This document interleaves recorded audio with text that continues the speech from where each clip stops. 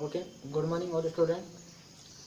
Let's come our science class, and we have to start chapter 4, second class. This is the second class of chapter 4. Now we read about carbon and its compound. Okay, so let's come. We have to see the chemical properties of carbon. Okay, see on the board. We have to read about chemical properties of carbon. तो first देखो, हम लोग देखते हैं यहाँ पर, हम लोग कार्बन की रासायनिक विशेषता हैं उनके बारे में हम लोग यहाँ पर अध्ययन करने वाले हैं। सबसे पहले आप लोगों को जैसे पता ही है, कार्बन जो है वो हमारी प्रायोगिक टेबल का छठा तत्व है, यानी कि इसका परमाणु क्रमांक कितना है, 6 है। फिर हम लोग देखेंगे इसका परमाणु भार कितना है, तो वो 12 है। हम लोग इसी के अकॉर्डिंग यहाँ पर इसको देखते हैं। तो हम लोगों ने उस दिन कार्बन देखा था, कार्बन की वैलेंसी यहाँ पर 4 होती है, और प्रकृति में सबसे ज़्यादा मात्रा में यौगिक बनाने वाला तत्व कौन सा है, कार्बन। तो और इसीलिए ये सबसे ज़्यादा महत्वपूर्ण हो जाता है, क्योंकि हम लोग देखते हैं प्रकृति के लगभग अधिकांश पदार्थों में कार्बन एक महत्वपूर्ण तत्व के रूप में पाया जाता है। ठीक है, तो इसलिए कार्बन की महत्व भी ज़्यादा है, और हम लोग इसलिए इसको स्टडी पर ज़्यादा फोकस भी करते हैं। जैसे हम लोग 12th के बाद में जाएंगे तो एक अलग ही ऑर्गेनिक केमिस्ट्री के नाम से एक अलग ही सब्जेक्ट बन जाता है। ठीक है, क्यों? क्योंकि ये रसायन का एक भाग है। तो फर्स्ट हम लोग देखेंगे यहाँ पर कंबशन, है ना, यानी कि जब हम कार्बन या कार्बन से बने यौगिकों का दहन करते हैं तो क्या होता है। जब भी हम लोग इनका दहन करते हैं तो होता क्या है, मैं यहाँ पर कुछ रिएक्शन भी लिखते जाऊंगा, आपको रिएक्शन पर भी थोड़ा सा ध्यान देना है। ठीक है, C+O2 CO2 plus heat.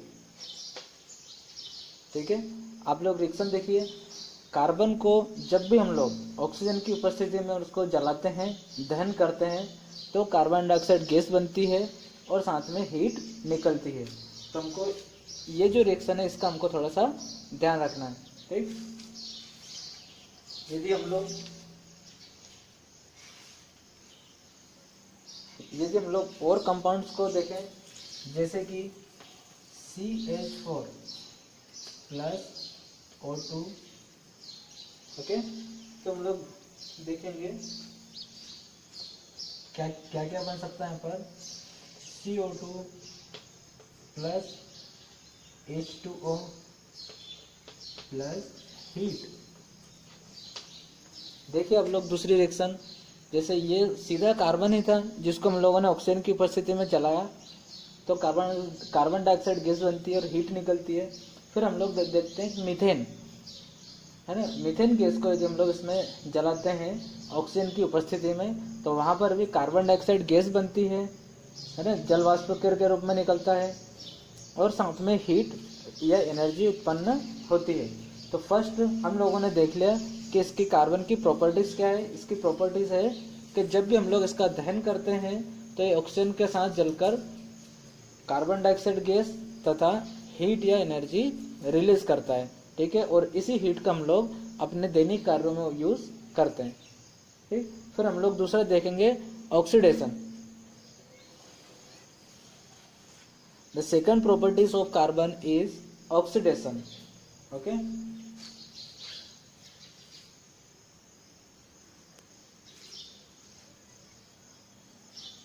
Oxidation में हम लोग देखेंगे इसका, जब भी हम लोग इसका ऑक्सीडेशन करते हैं तो एक यहाँ पर रिएक्शन में यहाँ पर लिख रहा हूँ CH3 CH2 OH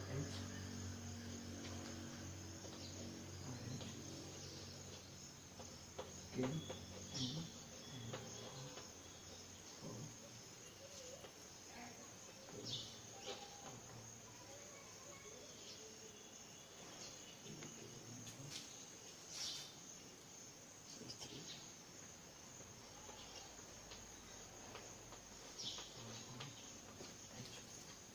आइए अब हम लोग इसकी दूसरी प्रॉपर्टीज के बारे में देखते हैं। जैसे कि ये अल्कोहल है, एथेनॉल एक एल्कोहल है, इसको यदि हम potassium permanganate KMnO4 potassium permanganate को ऑक्सीजन की उपस्थिति में यदि हम लोग अभिक्रिया करवाते हैं तो क्या चीज़ बनता है, यहाँ पर हमको एसिटिक एसिड प्राप्त हो जाता है। और इसी प्रोसेस को हम लोग कहते हैं ऑक्सीडेशन की प्रोसेस। तो जब भी हम लोग एल्कोहल, ये भी क्या है, हाइड्रोकार्बन ही है, तो इसके हम लोग पोटेशियम परमैंगनेट से ऑक्सीजन की उपस्थिति में अभिक्रिया करवाते हैं तो हमको एसिटिक एसिड मिलता है, यानी कि इसकी ऑक्सीडेशन प्रोसेस। ठीक है, इसका सीधा सा मतलब होता है ऑक्सीडेशन का ऑक्सीकरण, जिसमें हम लोग ऑक्सीजन को जोड़ते हैं या ऑक्सीजन से अभिक्रिया करवाते हैं। ठीक, फिर हम लोग देखेंगे नेक्स्ट प्रोसेस एडिशन रिएक्शन।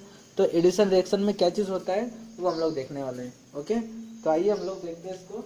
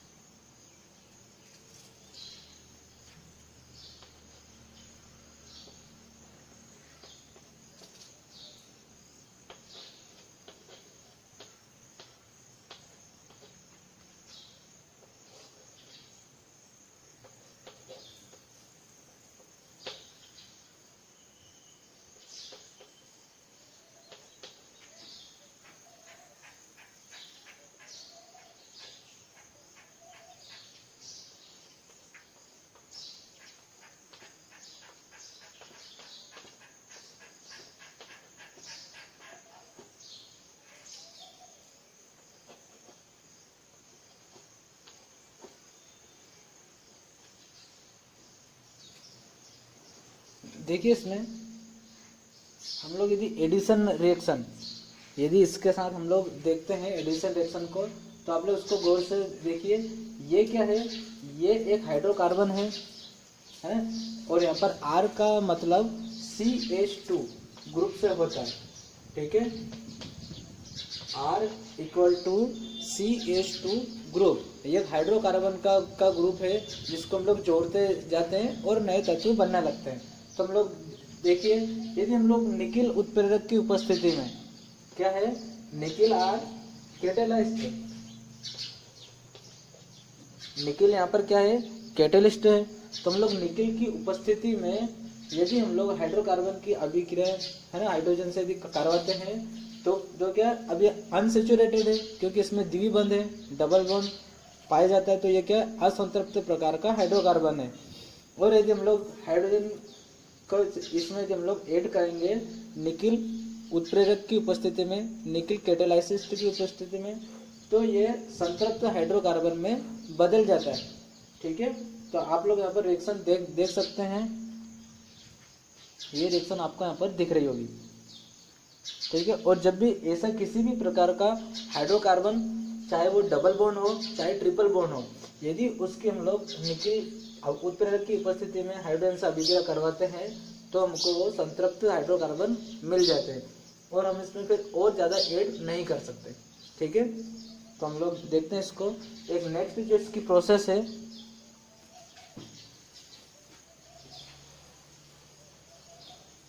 इसकी नेक्स्ट प्रोसेस है सब्स्टिट्यूशन। ठीक है, तो हम लोग सब्स्टिट्यूशन के बारे में देखेंगे। ओके, देखिए, अब हम लोग सब्स्टिट्यूशन रिएक्शन के बारे में यहाँ पर देखने वाले हैं। तो आप लोग बोर्ड पर देखेंगे कि जब भी हम लोग जनरली जो हाइड्रोकार्बन्स हैं, हाइड्रोकार्बन्स जब भी सेचुरेटेड हैं, वे संतृप्त हाइड्रोकार्बन है, तो सामान्यतः अनरिएक्टिव होते हैं। ठीक है, यानी कि वो किसी तत्वों से अभिक्रिया नहीं करते हैं। लेकिन कुछ तत्व ऐसे हैं, है ना, जिनसे यदि हम लोग उनको सब्स्टिट्यूट करवाएं, रिएक्शन करवाते हैं, तो उनसे रिएक्शन भी करते हैं और आगे होता है क्या हम लोग देखते हैं। तो हम लोग यहाँ पे देखेंगे मेथेन है ना, मेथेन की यदि हम लोग क्लोरीन से अभिक्रिया करवाते हैं, किसकी, सनलाइट की प्रेजेंस में। सामान्यतः मेथेन क्लोरीन से अभिक्रिया नहीं करता, लेकिन यदि हम लोग सनलाइट की प्रेजेंस में रिएक्शन करवाते हैं तो मेथेन क्लोरीन से रिएक्शन करता है और क्लोरोमेथेन बनाता है। ठीक है, क्लोरोमेथेन बनाता है और सह उत्पाद के रूप में या बाय प्रोडक्ट के रूप में हाइड्रोक्लोरिक एसिड निकलती है। इसे हम लोग है ना हाइड्रोक्लोरिक अम्ल कहते हैं। ठीक है, तो हम लोगों ने कार्बन के इतने कंपाउंड्स देखे। ठीक, अब हम लोग देखेंगे है ना कुछ कार्बन का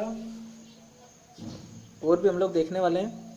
ठीक है, कि कार्बन से क्या चीज़ बनती है। तो जो मोस्ट बनती है वो हम लोग देखते हैं कि कार्बन से कोयला बनता है, कोल, और कार्बन से ही नेचुरल गैस बनती है, पेट्रोलियम गैस बनती है, लिक्विड गैस बनती है, एलपीजी वगैरह। तो आइए हम लोग इनके बारे में उनका वर्णन देखते हैं कि ये किस प्रकार से इनका फॉर्मेशन होता है। ओके ओके, तो हम लोग यहाँ पर देखो कार्बन से मिलकर बनने वाले प्रोडक्ट तो बहुत सारे हैं, है ना, लेकिन उनमें सबसे ज़्यादा इम्पोर्टेंट है जिनका हम लोग, जैसे कोल है, पेट्रोलियम है, जिनका हम लोग फ्लेम में है ना, इनका हम लोग बर्निंग में यूज़ करते हैं। तो हम लोग देखेंगे कि कोल का फॉर्मेशन किस प्रकार से होता है। आइए हम इस टॉपिक को देखते हैं, formation of coal and petroleum. तो कोयला किस प्रकार से बनता है। तो जब भी होता क्या है कि कोयला और पेट्रोलियम बनने की प्रोसेस ये हजारों लाखों वर्ष में पूरी होती है। जब भी कोयला बनता है तो कोयला जब प्राचीन समय में हजारों लाखों वर्ष पहले पेड़ पौधे किसी कारणवश यदि दब जाते हैं जमीन के अंदर, तो उस प्रेशर से जमीन उसके प्रेशर से वो धीरे धीरे कार्बन कंपाउंड्स में बदलने लगते हैं, और जितने ज़्यादा वो ओल्ड होते हैं उतने बेस्ट क्वालिटी का कोल बनता है। ठीक है, तो ये सीधा सा मतलब है जो कोयला है वो हजारों लाखों वर्षों में पेड़ पौधों के, ग्रीन प्लांट्स के, इन सब के दबने से जो इनके अवशेष है ज़्यादा प्रेशर में वो कार्बन कंपाउंड्स में बदल जाते हैं और कोयले का रूप धारण कर लेते हैं। ऐसे पेट्रोलियम पदार्थ भी है, जैसे हम लोग क्रूड ऑयल को देखते हैं। तो क्रूड ऑयल जनरली समुद्रों के किनारे मिलता है ना। ये ऐसी जगह जहाँ पर पहले समुद्र रहा हो, पहले समुद्रों का अस्तित्व रहा हो, वहाँ पर पेट्रोलियम, जब ये समुद्री जीव होते हैं, समुद्री जीव के दबने से इनको, ये भी हजारों वर्षों में ही बनते हैं, है ना। इनको बनने में, फॉर्मेशन होने में बहुत लंबा वक्त लगता है। तो जब भी ये जीव जमीन के अंदर दब जाते हैं किसी कारणवश, तो ये धीरे धीरे वो क्रूड ऑयल या कच्चे तेल के रूप में उनकी बॉडी डिस्पोज होने लगती है, और लंबे समय के बाद में वो एक ऑयल का फॉर्म ले लेता है। तो हमको देखना है तो पेट्रोलियम भी बनता कैसे है। जो समुद्री अवशेष या जीव जंतुओं के भूमि में दबने के कारण जब वो अत्यधिक प्रेशर से वो धीरे धीरे पेट्रोलियम पदार्थ में बदलने लगता है। ठीक है, तो इस प्रकार से कोयला और पेट्रोलियम का फॉर्मेशन होता है। और ये आपको इस वीडियो के एंड में एक आपको डायग्राम दिखेगा, उस डायग्राम को आप लोग देखकर अच्छी तरीके से समझ पाएंगे। Okay,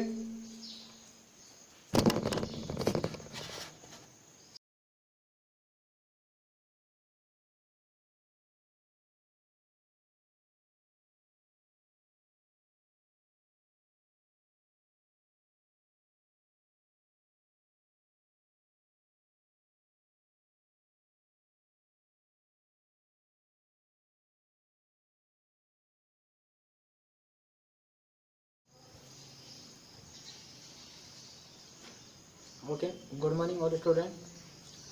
Let's come our science class, and we have to start chapter 4, second class. This is the second class of chapter 4.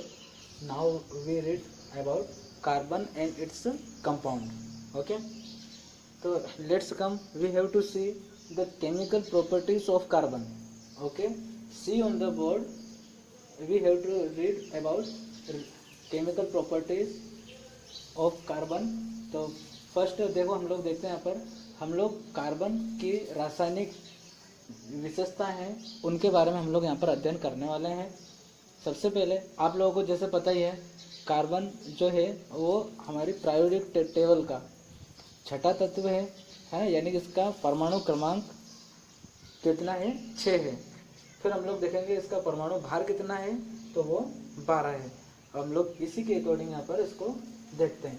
तो हम लोगों ने उस दिन कार्बन देखा था, कार्बन की वैलेंसी यहाँ पर 4 होती है और प्रकृति में सबसे ज़्यादा मात्रा में यौगिक बनाने वाला तत्व कौन सा है? कार्बन।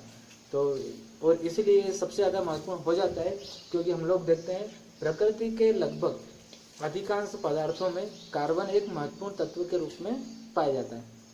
ठीक है, तो इसलिए कार्बन की महत्व भी ज़्यादा है और हम लोग इसलिए इसको स्टडी पर ज़्यादा फोकस भी करते हैं। जैसे हम लोग 12th के बाद में जाएंगे तो एक अलग ही ऑर्गेनिक केमिस्ट्री के नाम से एक अलग ही सब्जेक्ट बन जाता है। ठीक है, क्यों? क्योंकि ये रसायन का एक भाग है। तो फर्स्ट हम लोग देखेंगे यहाँ पर कंबशन, है ना, यानी कि जब हम कार्बन या कार्बन से बने यौगिकों का दहन करते हैं तो क्या होता है।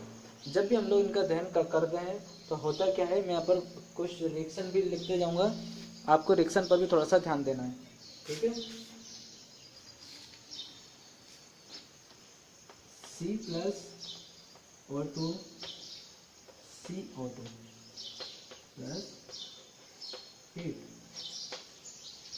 ठीक है, आप लोग रिएक्शन देखिए, कार्बन को जब भी हम लोग ऑक्सीजन की उपस्थिति में उसको जलाते हैं, दहन करते हैं, तो कार्बन डाइऑक्साइड गैस बनती है और साथ में हीट निकलती है। तो हमको ये जो रिएक्शन है इसका हमको थोड़ा सा ध्यान रखना है। ठीक, यदि हम लोग और कंपाउंड्स को देखें, जैसे कि CH4 प्लस O2, ओके, तो हम लोग देखेंगे क्या क्या क्या बन सकता है यहाँ पर। CO2 plus H2O plus heat. देखिए अब लोग दूसरी रिएक्शन, जैसे ये सीधा कार्बन ही था जिसको हम लोगों ने ऑक्सीजन की उपस्थिति में जलाया, तो कार्बन डाइऑक्साइड गैस बनती है और हीट निकलती है।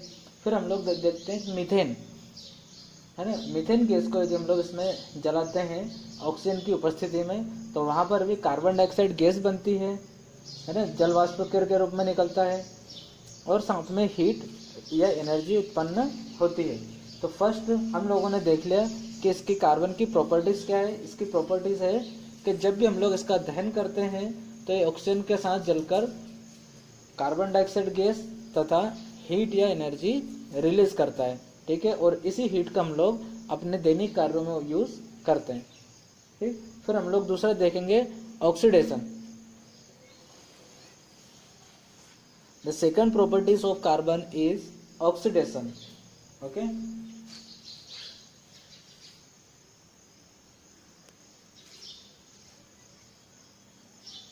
ऑक्सीडेशन में हम लोग देखेंगे इसका, जब भी हम लोग इसका ऑक्सीडेशन करते हैं तो एक यहाँ पर रिएक्शन में यहाँ पर लिख रहा हूँ CH3 CH2 OH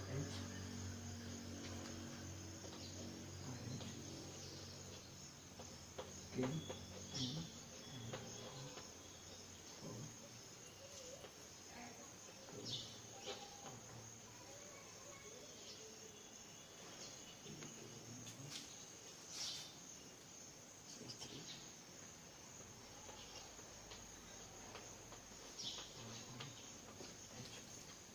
आइए अब हम लोग इसकी दूसरी प्रॉपर्टीज के बारे में देखते हैं।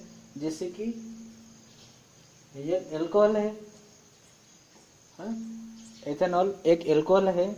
इसको यदि हम potassium permanganate KMnO4 potassium permanganate को ऑक्सीजन की उपस्थिति में यदि हम लोग अभिक्रिया करवाते हैं तो क्या चीज़ बनता है, यहाँ पर हमको एसिटिक एसिड प्राप्त हो जाता है और इसी प्रोसेस को हम लोग कहते हैं ऑक्सीडेशन की प्रोसेस। तो जब भी हम लोग एल्कोहल, ये भी क्या है, हाइड्रोकार्बन ही है, तो इसके हम लोग पोटेशियम परमैंगनेट से ऑक्सीजन की उपस्थिति में अभिक्रिया करवाते हैं तो हमको एसिटिक एसिड मिलता है, यानी कि इसकी ऑक्सीडेशन प्रोसेस।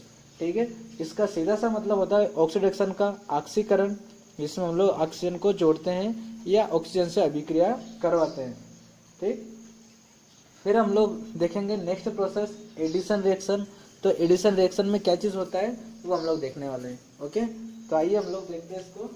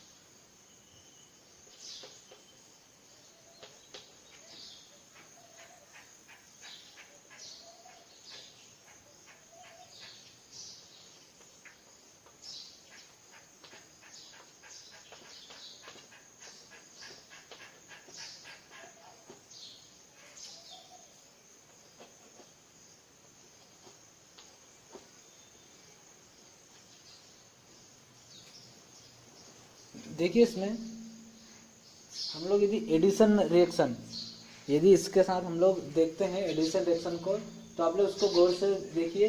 ये क्या है, ये एक हाइड्रोकार्बन है और यहाँ पर R का मतलब CH2 ग्रुप से होता है, ठीक है। R equal to CH2 group, ये हाइड्रोकार्बन का ग्रुप है जिसको हम लोग जोड़ते जाते हैं और नए तत्व बनने लगते हैं।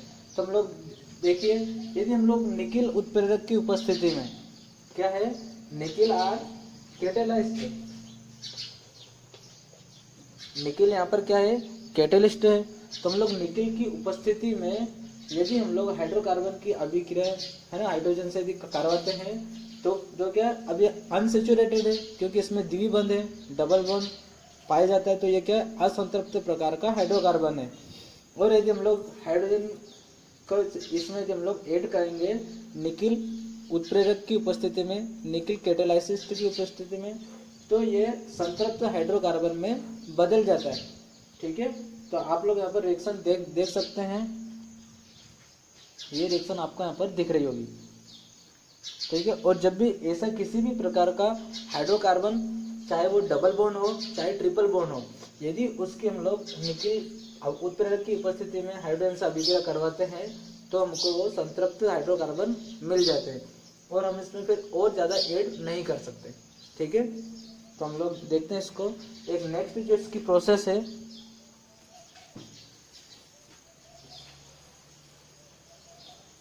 इसकी नेक्स्ट प्रोसेस है सब्स्टिट्यूशन, ठीक है। तो हम लोग सब्स्टिट्यूशन के बारे में देखेंगे। ओके, देखिए अब हम लोग सब्स्टिट्यूशन रिएक्शन के बारे में यहाँ पर देखने वाले हैं। तो आप लोग बोर्ड पर देखेंगे कि जब भी हम लोग जनरली जो हाइड्रोकार्बन्स हैं, हाइड्रोकार्बन्स जब भी सेचुरेटेड हैं, वे संतृप्त हाइड्रोकार्बन है, तो सामान्यतः अनरिएक्टिव होते हैं, ठीक है। यानी कि वो किसी तत्वों से अभिक्रिया नहीं करते हैं। लेकिन कुछ तत्व ऐसे हैं, है ना, जिनसे यदि हम लोग उनको सब्स्टिट्यूट करवाएं, रिएक्शन करवाते हैं, तो उनसे रिएक्शन भी करते हैं और आगे होता है क्या हम लोग देखते हैं। तो हम लोग यहाँ पे देखेंगे मेथेन है ना, मेथेन की यदि हम लोग क्लोरीन से अभिक्रिया करवाते हैं, किसकी, सनलाइट की प्रेजेंस में। सामान्यतः मेथेन क्लोरीन से अभिक्रिया नहीं करता, लेकिन यदि हम लोग सनलाइट की प्रेजेंस में रिएक्शन करवाते हैं, तो मेथेन क्लोरीन से रिएक्शन करता है और क्लोरोमेथेन बनाता है, ठीक है। क्लोरोमेथेन बनाता है और सह उत्पाद के रूप में या बाय प्रोडक्ट के रूप में हाइड्रोक्लोरिक एसिड निकलती है। इसे हम लोग, है ना, हाइड्रोक्लोरिक अम्ल कहते हैं, ठीक है। तो हम लोगों ने कार्बन के इतने कंपाउंड्स देखे, ठीक। अब हम लोग देखेंगे, है ना, कुछ कार्बन का और भी हम लोग देखने वाले हैं, ठीक है, कि कार्बन से क्या चीज़ बनती है। तो जो मोस्ट बनती है वो हम लोग देखते हैं कि कार्बन से कोयला बनता है, कोल, और कार्बन से ही नेचुरल गैस बनती है, पेट्रोलियम गैस बनती है, लिक्विड गैस बनती है, LPG वगैरह। तो आइए हम लोग इनके बारे में उनका वर्णन देखते हैं कि ये किस प्रकार से इनका फॉर्मेशन होता है। ओके ओके, तो हम लोग यहाँ पर देखो, कार्बन से मिलकर बनने वाले प्रोडक्ट तो बहुत सारे हैं, है ना, लेकिन उनमें सबसे ज़्यादा इम्पोर्टेंट है जिनका हम लोग, जैसे कोल है, पेट्रोलियम है, जिनका हम लोग फ्लेम में, है ना, इनका हम लोग बर्निंग में यूज़ करते हैं। तो हम लोग देखेंगे कि कोल का फॉर्मेशन किस प्रकार से होता है। आइए हम इस टॉपिक को देखते हैं, formation of coal and petroleum. तो कोयला किस प्रकार से बनता है। तो जब भी होता क्या है कि कोयला और पेट्रोलियम बनने की प्रोसेस ये हजारों लाखों वर्ष में पूरी होती है।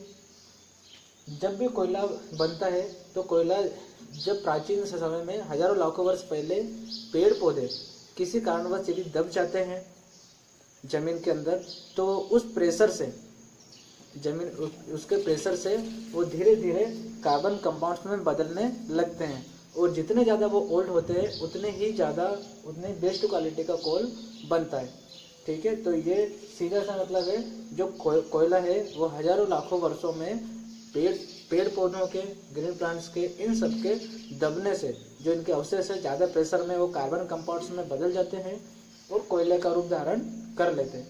ऐसे पेट्रोलियम पदार्थ भी है, जैसे हम लोग क्रूड ऑयल को देखते हैं, तो क्रूड ऑयल जनरली समुद्रों के किनारे मिलता है ना। ये ऐसी जगह जहाँ पर पहले समुद्र रहा हो, पहले समुद्रों का अस्तित्व रहा हो, वहाँ पर पेट्रोलियम, जब ये समुद्री जीव होते हैं, समुद्री जीव के दबने से इनको, ये भी हजारों वर्षों में ही बनते हैं, है ना। इनको बनने में, फॉर्मेशन होने में बहुत लंबा वक्त लगता है। तो जब भी ये जीव जमीन के अंदर दब जाते हैं किसी कारणवश, तो ये धीरे धीरे वो क्रूड ऑयल या कच्चे तेल के रूप में उनकी बॉडी डिस्पोज होने लगती है, और लंबे समय के बाद में वो एक ऑयल का फॉर्म ले लेता है। तो हमको देखना है, तो पेट्रोलियम भी बनता कैसे है, जो समुद्री अवशेष या जीव जंतुओं के भूमि में दबने के कारण जब वो अत्यधिक प्रेशर से वो धीरे धीरे पेट्रोलियम पदार्थ में बदलने लगता है। ठीक है, तो इस प्रकार से कोयला और पेट्रोलियम का फॉर्मेशन होता है। और ये आपको इस वीडियो के एंड में एक आपको डायग्राम दिखेगा, उस डायग्राम को आप लोग देखकर अच्छी तरीके से समझ पाएंगे। ओके।